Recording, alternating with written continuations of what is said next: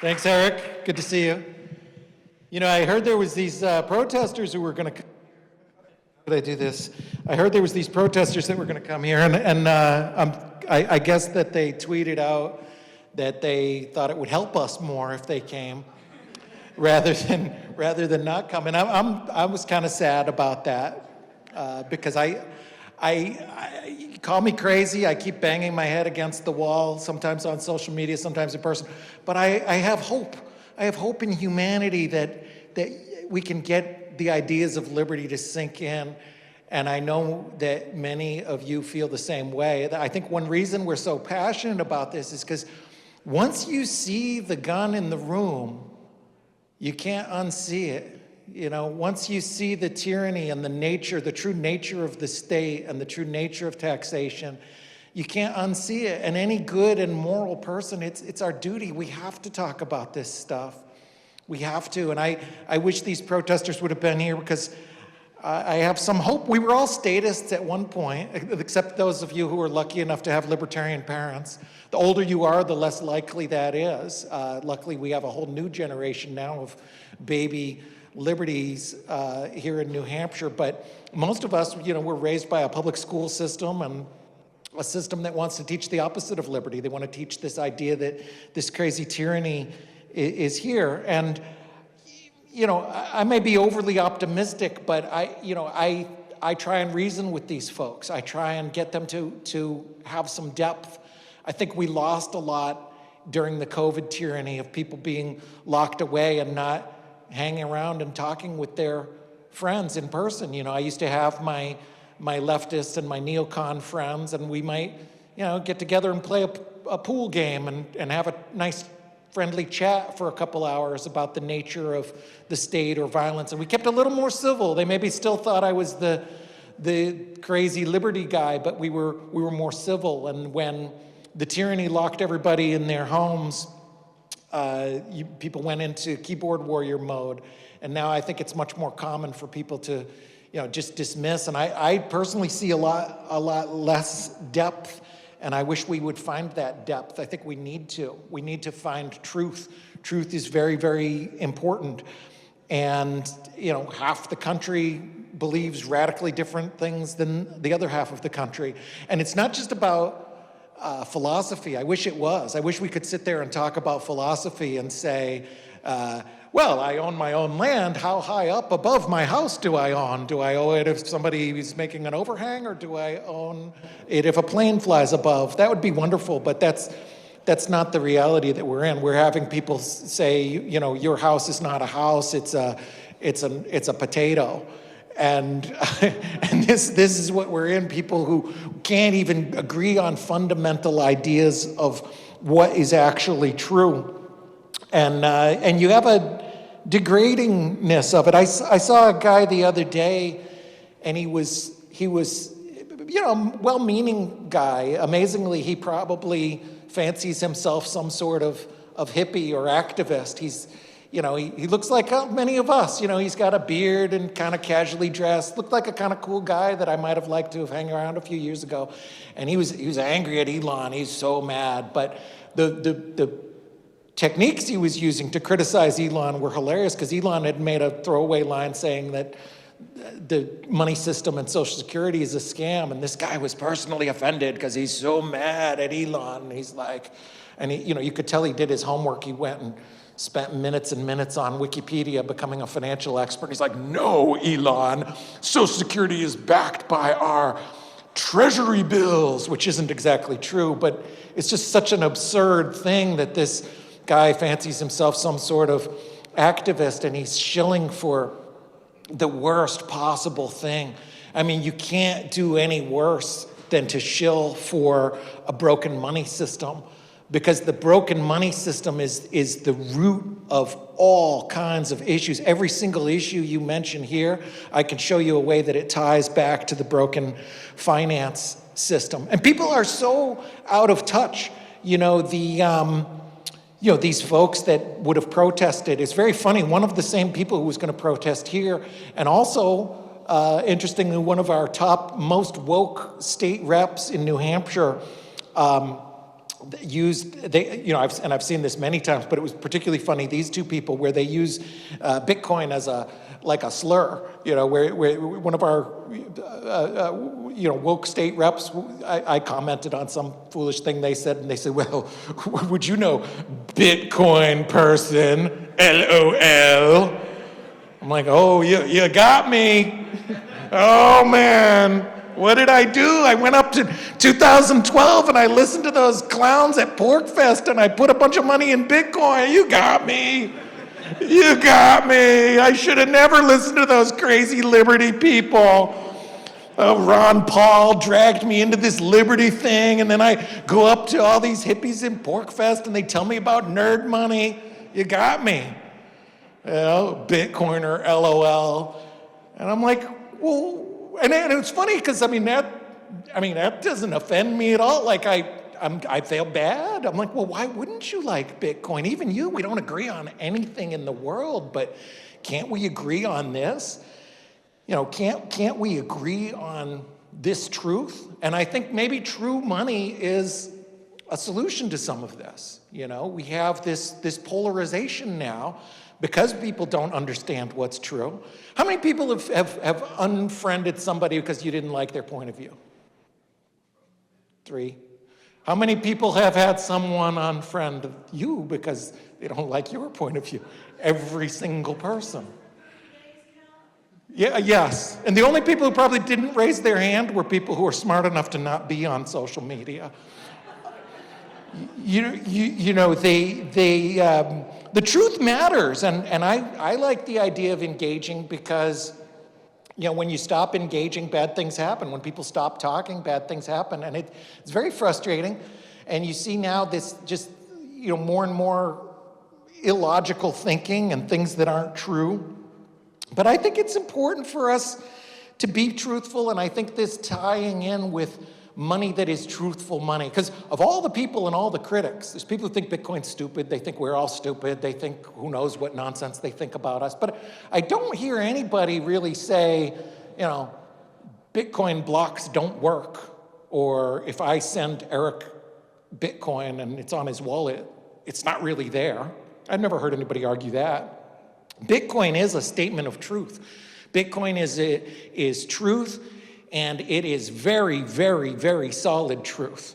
How do we know that you have a ticket? Well, I have my badge I threw in my pocket before I came on the stage, so it knows that I'm here. This is a ledger, and it's a decent ledger, but it's not the Bitcoin ledger. The Bitcoin ledger is a better ledger than your bank account or any other ledger in the world. It's the ultimate statement of truth. Essentially the computing power of millions, or the equivalent of billions of laptops saying what is true, and it's all diverse and distributed around the world every 10 minutes saying this is true, this is true, this is true. What Bitcoin is doing every 10 minutes is taking this entire block of every transaction that anybody's ever done and saying you own your Bitcoin and you own your Bitcoin. If you send it to him, the record will reflect that. And it's kind of like if you went into a town square and I said, hey, I'm going to give Billy $100. I'm going to write it here, and you're going to be my witness, and you'll be a witness, and you'll be a witness. If the whole room is a witness, and then 10 minutes later, you all come back here and say, yep, we all saw it. Bruce said he gave Billy $100. And then we did the same with a room like this of Free Staters in, they don't have any in Vermont, but they don't have any in China. But if they did, we could have people like this all over. That would be a very good statement of truth. That's kind of what Bitcoin is. It's a statement of what is true.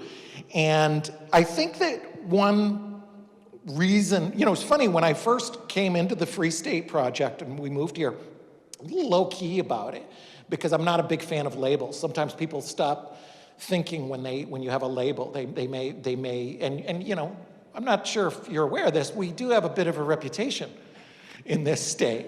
And it depends who you're talking to. I think it's a great reputation. And I was actually shocked when I came up and started telling everybody, like, hey, I just moved to here, I'm a Free Stater. And a couple were like, oh no, one of them.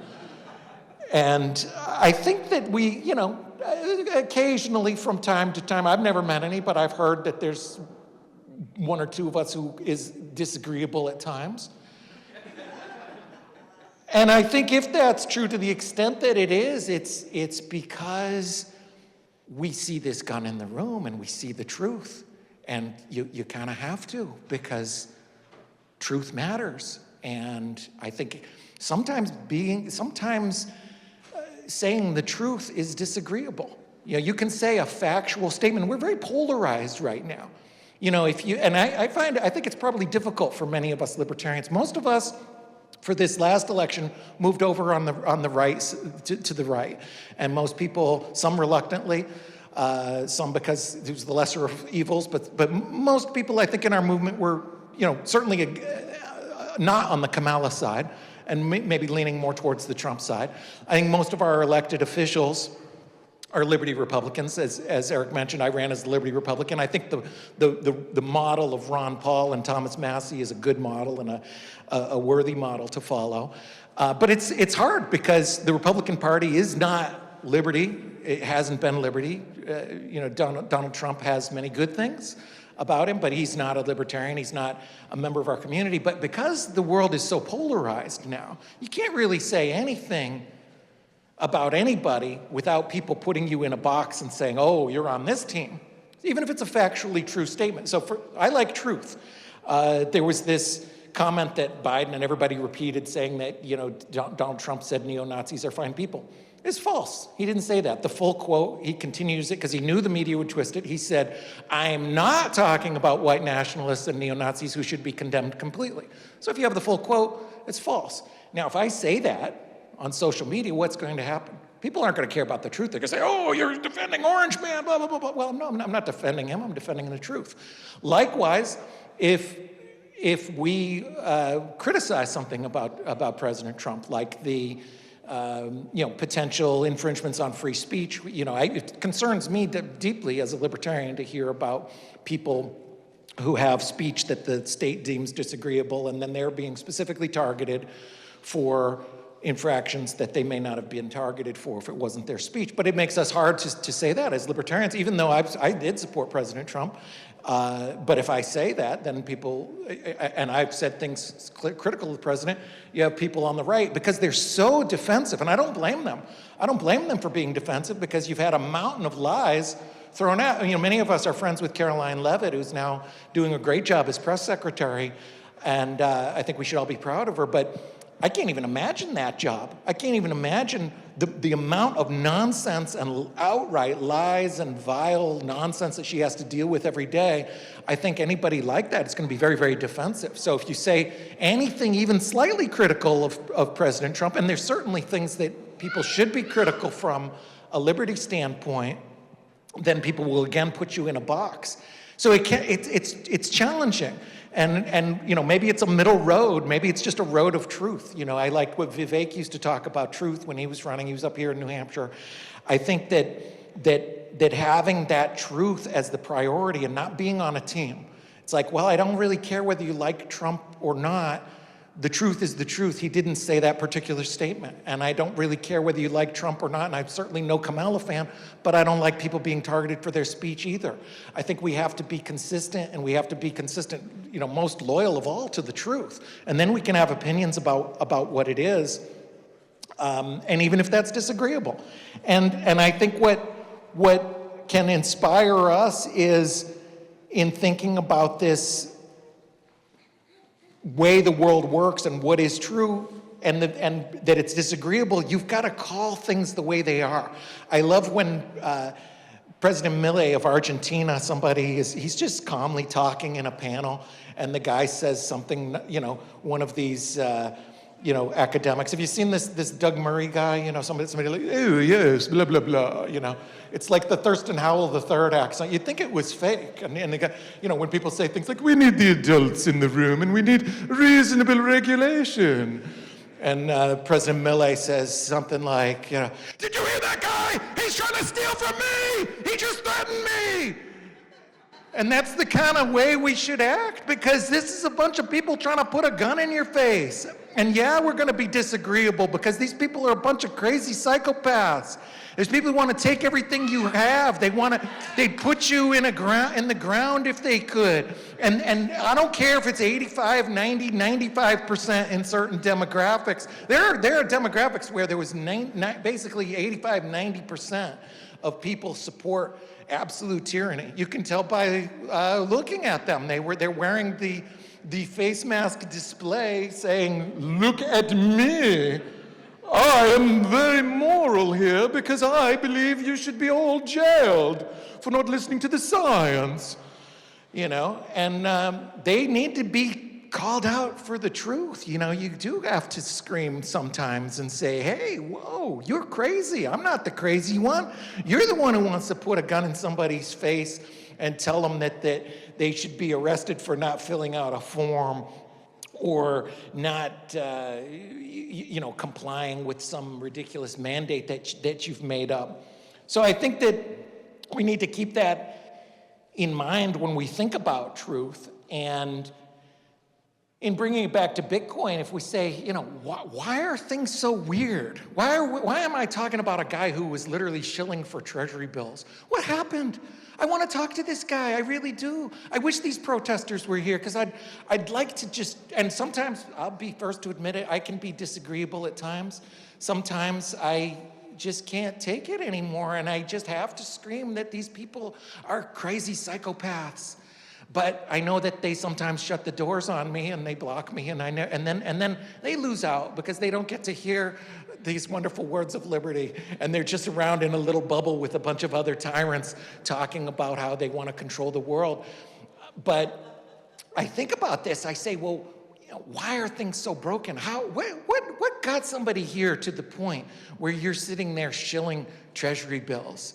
Like, how dare you insult my treasury bills? Like, bro, what happened? Come on, what next? Are you gonna wear an IRS t-shirt like it's your favorite rock band? Go IRS! Our government is honest. They are helping us. I've been in a lot of I'm just fascinated by these conversations around this Harvard funding.